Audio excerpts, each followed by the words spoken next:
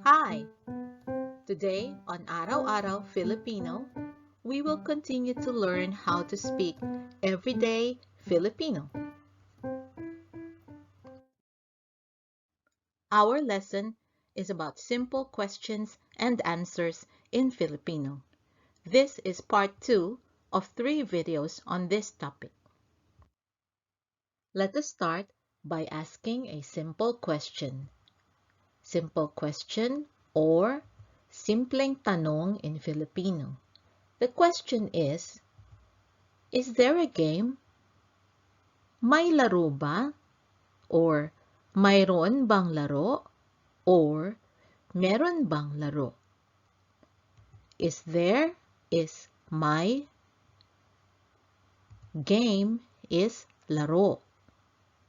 Now that word may is actually a shortcut of mayroon.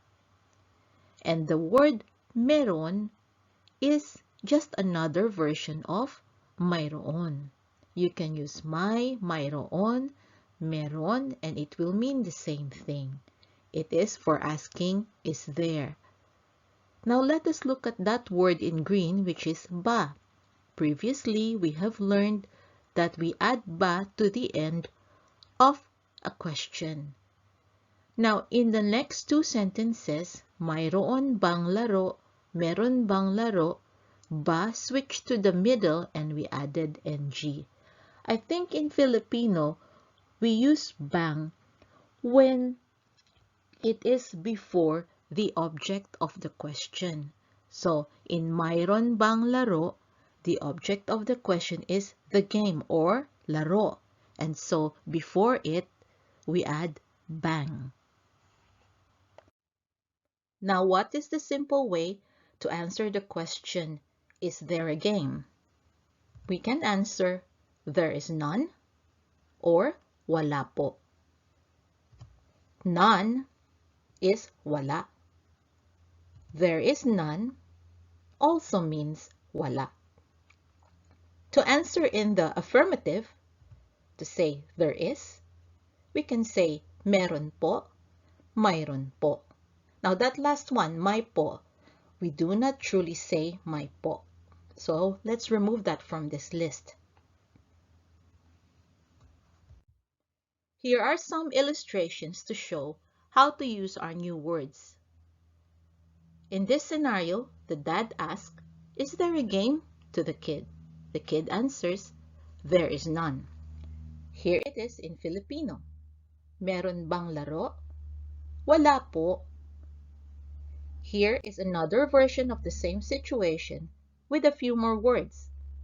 Here it is in English. Is there a game? There is no game. Here it is in Filipino. The dad asks, meron bang laro? And the kid answers, wala pong laro. Here are some illustrations to show how to answer with there is. Dad asks, is there a game? And the kid answers, there is. In Filipino, meron bang laro? Meron po. Here is another version of the same situation with a few more words. Is there a game? Yes, there is a game. In Filipino, meron bang laro? Opo, meron pong laro. Here is another version. Mayroon bang laro? Opo, mayroon pong laro. And here is another version. May laro ba? Opo, may laro po. Now let us look at the same conversation between people of the same age group who do not have to use the word po. Meron bang laro? Oo, merong laro. Note that as we drop the word po, meron turned into merong. Here is another version. Mayroon bang laro? Oo, mayroong laro. Note again that as we drop the word po, meron turned into mayroong. Here is the third version. May laro ba? Oo, may laro.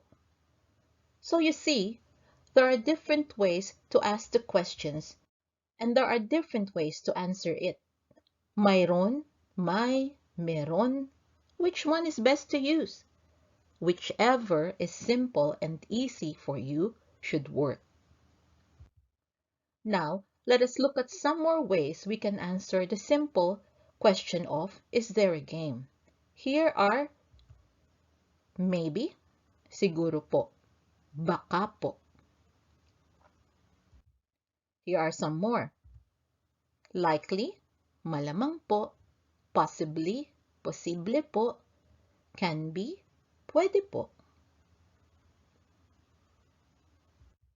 Here is an illustration using some of these new words. Is there a game? Maybe. In Filipino, mayroon bang laro? Siguro po. Here is a version with a few more words. Is there a game? Maybe there is none. And in Filipino, wala bang laro? Baka wala po. Here are some new words for you. Mga bagong salita. You can use this for practicing asking for things like, is there news? Is there food? Is there work? Is there show? Is there a problem? So news is balita, food is pagkain, work is trabaho, show is palabas, problem, problema. That's it for part 2 of this lesson. As usual, you have a homework which is to practice more of this simple question and answers. Try using the new words too. Remember that it is perfectly fine to use English words mixed with Filipino. For example, you can ask, may problem ba?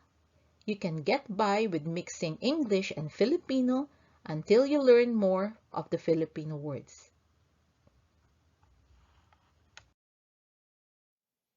I hope you can join us again next time on Araw-Araw Filipino. Thank you. Salamat po. Now, a few words from my son, Max. Thought this video was cool? Watch the next one and like and subscribe to the channel too if you haven't yet. Bye-bye! Bye!